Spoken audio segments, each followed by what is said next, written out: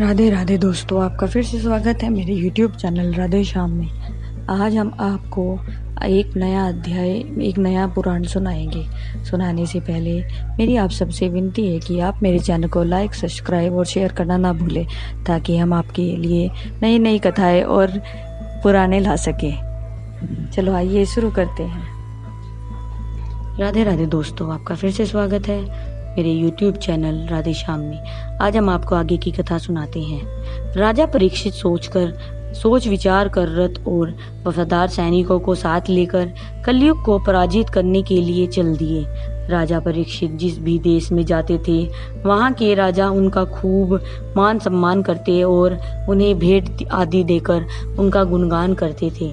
राजा परीक्षित भी उन राजाओं का मान सम्मान कर प्रजा को खुशी व सुखी व सदैव धर्म कर्म प्रभु भजन में मग्न रहने की को कहकर आगे चल देते थे। इस तरह राजा परीक्षित सातों द्वीपों में घूमते हुए कुरुक्षेत्र से निकलकर अपने राज्य हस्तिनापुर लौट रहे थे। वहां उन्होंने एक बहुत ही विचित्र दृश्य देखा कि एक वृक्ष के नीचे एक बैल अपने 3 पैरों के टूट जाने पर भी खड़ा हुआ है और उस बैल के समीप में ही एक दुर्लभ सी गाय भय के कारण कांपती हुई रो रो कर उस बैल से बहुत कुछ कह रही है। और सामने से एक महाबली शूद्र आबूनस की तरह शरीर और दंड धारण कर भयानक सा राजा का वेश धारण किए उनके समीप जा रहा है। यह सब अद्भुत दृश्य देखकर राजा परीक्षित वहां समीप में ही एक पेड़ की आड़ में छुप गए और सोचने लगे, देखना चाहिए कि ये गाय और बैल दोनों आपस में क्या बातें कर रहे हैं और यह सुदूर इनके पास क्यों आ रहा है। श्री सूत जी बोले, उस बैल रूपी धर्म ने गाय रूपी पृथ्वी को भयभीत व रोते हुए देखकर उसने पूछा, हे गाय, ऐसी क्या बात हो गई है जो आप इतनी दुखी हैं, वह रो रही है। धर्म रूपी बैल की बात सुनकर गाय रूपी पृथ्वी बोली, हे बैल, मैं अभी आपको अपने दुख की होने का कारण बताती हूँ, लेकिन पहले आप मुझे अपने इस तरह घायल होने का कारण बताइए। आपके 3 पैर किसने तोड़ दिए जो आप इस तरह एक पैर पर खड़े हो। गाय रूपी पृथ्वी की बात सुन धर्म रूपी बैल बोला, हे भगवती, मैं धर्म हूँ और मेरे 3 पैर जिनका नाम है तप, क्षमा और दया रूप, ये मेरे 3 पैर मनुष्य के अधर्मों की वजह से टूट गए हैं, क्योंकि मनुष्य धर्म का त्याग कर पापी बन रहा है। अर्थात ब्राह्मण, क्षत्रिय, वैश्य और शूद्र सब अपने धर्म व कर्म से दूर होकर धन के लालच में जवान कन्याओं का विवाह वृद्ध कुकर्मी पुरुषों से कर उनकी जिंदगी बर्बाद कर रहे हैं, तथा राजा निज नए कर लाकर भोली भाली प्रजा को सही ढंग से जीवन व्यतीत नहीं करने दे रहे हैं, एवं राज्य कर कर्मचारी काम करने के बदले जनता से रिश्वत लेकर अपनी जेबें भर रहे हैं, तथा पुत्र अपने माता पिता के अच्छे संस्कार भूलकर कुसंगति में पड़कर उनका अपमान करते उनका दिल दुखाते हैं। इस संसार में तप, क्षमा और दया की इन लोभी पापियों मनुष्यों द्वारा यह दयनीय दशा देखकर मेरे इन 3 पैरों का देहांत हो चुका है। केवल यह चौथा पैर सत्य की सहायता के सहारे शरीर की शक्ति देता हुआ इस संसार में सुख दुख देने के लिए बचा हुआ है।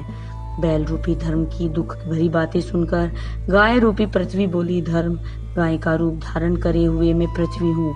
जिन पापों के बारे में आपने अभी मुझे बताया है, उन्हीं पापों के कारण मेरी यह दशा हुई है। दिन रात किसी भी समय एक क्षण का आराम नहीं मिलता।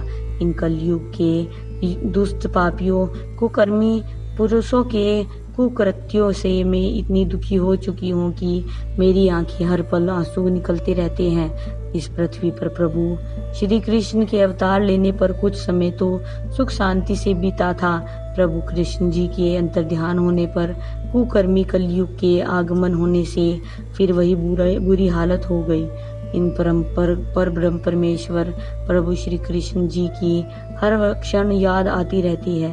वे ही प्रभु दुखों का नाश कर इस दुष्ट दुराचारी दुरात्मा रूपी कलयुग दानव से हमारी रक्षा, शरीर की रक्षा करके इस संसार में हमें सुख प्रदान करें।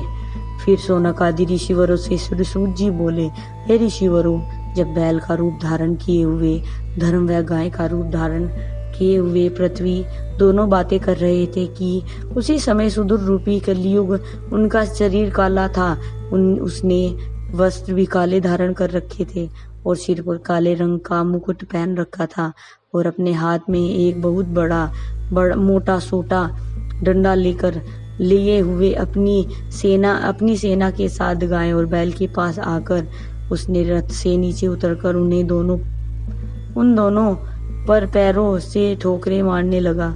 उनकी ठोकरों की मार से गाय तो दुख के कारण पृथ्वी पर मूर्छित होकर गिर पड़ी और ठोकरों से के प्रहार से दुख व दर्द के कारण बैल का मूत्र व गोबर निकल गया। श्री सूत जी बोले, वही वृक्ष की आड़ में छुपे हुए सब देखकर परीक्षित को उस काले वेशधारी पर बहुत क्रोध आया और उन्होंने धनुष का बाण चढ़ा लिया और चीख कर बोले, हे नृप वेशधारी सुदूर, प्रभु श्री कृष्ण जी के अंतर ध्यान होने पर और दादाजी श्री अर्जुन जी के वैकुंठ सिधार जाने से क्या तू यह समझ रहा है कि यह इस पृथ्वी पर कोई ऐसा राजा नहीं जो अपनी प्रजा की पापियों से रक्षा कर सके? मेरे होते हुए मेरी प्रजा का कोई अहित न करे, ये नहीं हो सकता। ध्यान से मेरी बात सुन। मैं राजा परीक्षित हूँ, जिसका सातों द्वीपों पर एक छत्र राज्य है। मेरे राज्य में किसी प्रकार का कोई भेदभाव नहीं होता। मेरे राज्य में शेर और बकरी एक ही घाट पर एक साथ पानी पीते हैं। तो उसी राजा के राज्य में उसी की आंखों के सामने निर्बल व दुखित बैल व गाय पर अत्याचार कर रहा है और यह सब मैं चुपचाप देखता रहूं? ये सब देखना एक राजा के लिए अधर्म नहीं बल्कि महापाप है, जो मैं अपने मुख से बता ही नहीं सकता। इसलिए तू मरने को तैयार हो जा। राजा परीक्षित को इस तरह भयंकर क्रोध में देखकर सुदूर रूपी कलयुग उनसे हाथ जोड़कर बोला, हे राजन, आप मुझे मारने से पहले मेरी कहानी सुन लीजिए।